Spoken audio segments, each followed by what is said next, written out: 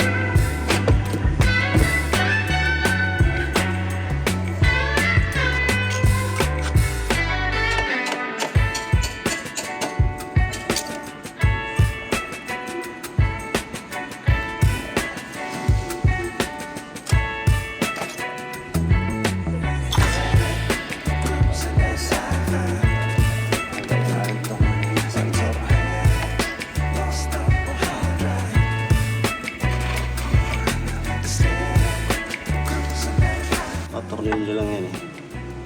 Ayan, dito. Tatlo. Ayan. Oh, grabe na. Putol na eh. So.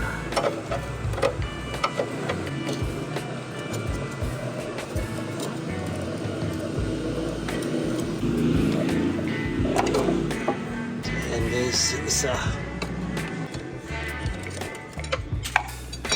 Dalawa.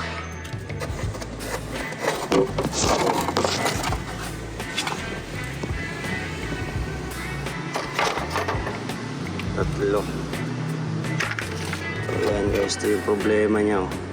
Baak na. Pag natakbo yan, halatitik na eh. Natama na doon sa gulong. So ito, manabili tayo sa Shopee. Bracket. Subukan natin siyang i-repair pa gamit kung kaya pa. So yan, kabit na natin. Mura lang to sa Shopee, parang wala pang 100.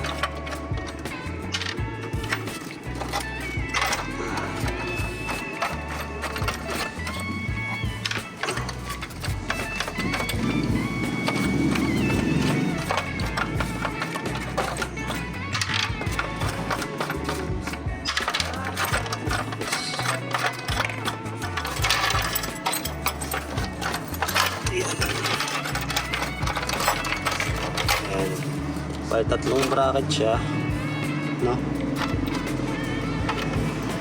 So dito siya kinakabit. Yan, yung straight dito natin lalagay. Tapos itong hindi pa straight, dito nakahaliko yung mahaba sa gitna natin lalagay. Tapos ito, ayan, sakto siya dito sa uka.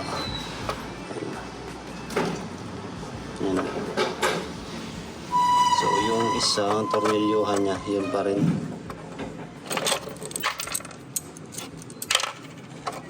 Yung isa ganun din sa kabila. Ayan. Right. So wala natin gawin ngayon, bubutasan natin ito dito para makabit. Okay. Ito yung kabila.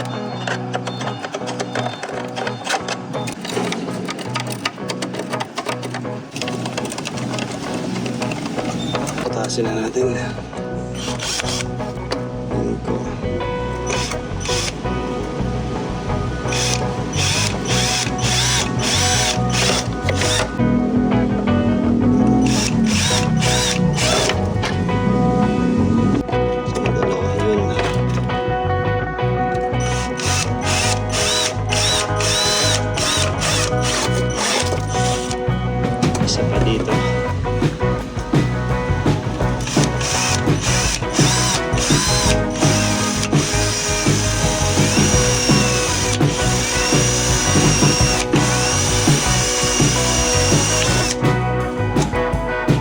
maliit yung butas.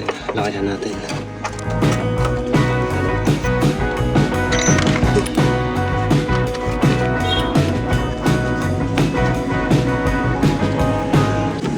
Tarahin sa likod.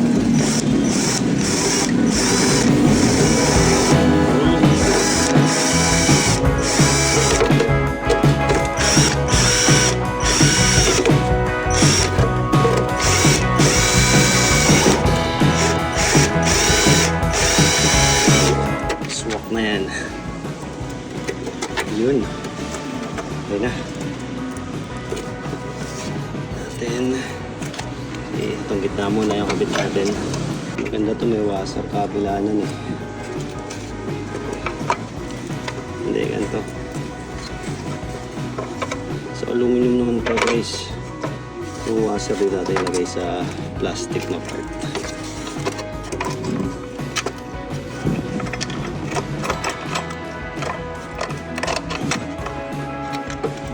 Para mas malaki yung takip niya.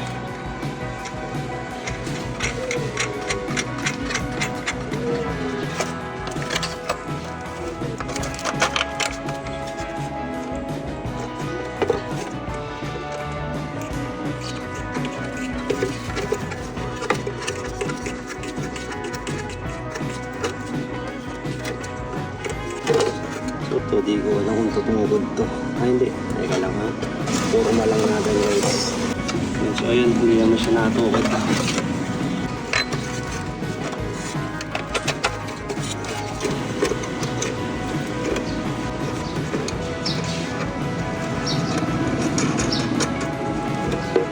Ayan, last one.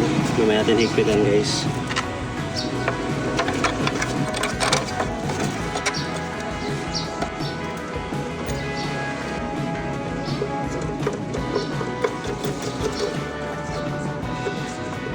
Kapit ko lang sa ilalim. Sumpitan natin sa taas.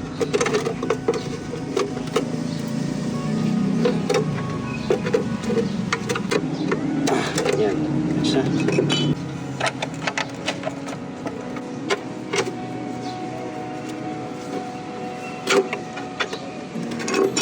Hello.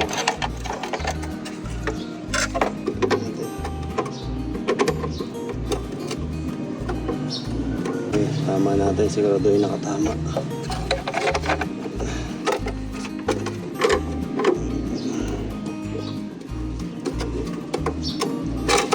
So yan guys, yan yung kanya labasan niya. May apat. Tapos dito papasok yung dalawa. Ang tuling. Tuling pa. Tama natin. Baka hindi pumasok pa. I-crack pa din siya, pero may suporta na tayo sa gitna. Hindi na siya nag-reflex. Okay. So, kabit na natin to. So, yan guys. Kabit na natin.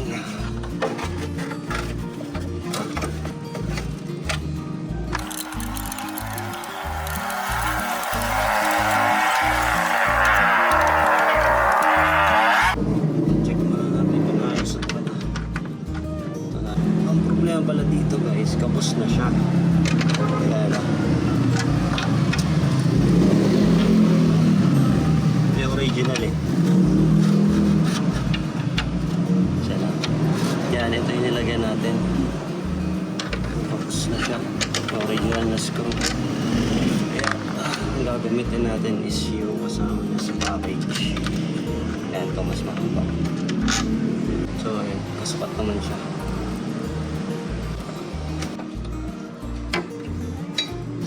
So, yan guys. Hindi na itsura niya. Yan.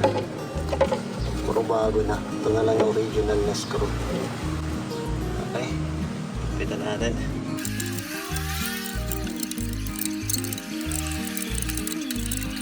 Balik natin.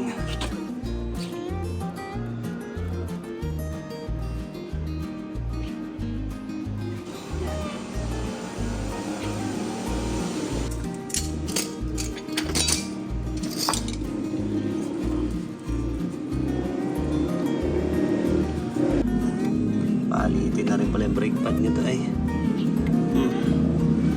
Sa next video, palitan natin to.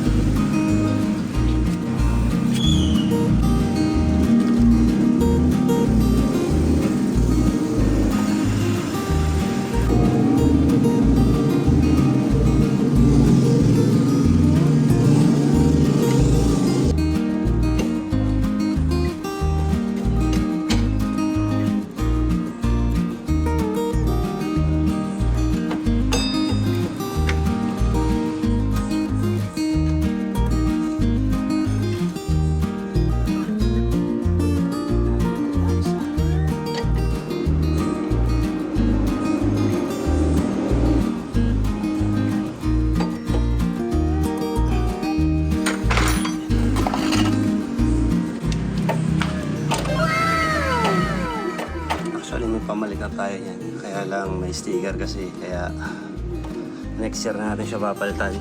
Wala na yung kanyang bounce. So dati kasi natama hindi sa gulong. Nalagitik talaga siya dito. Ngayon meron pa rin konti pero bawas na. Ayan. So linisin natin yan mamaya guys. So yun, kung nakatulong, please like and subscribe guys. Thank you.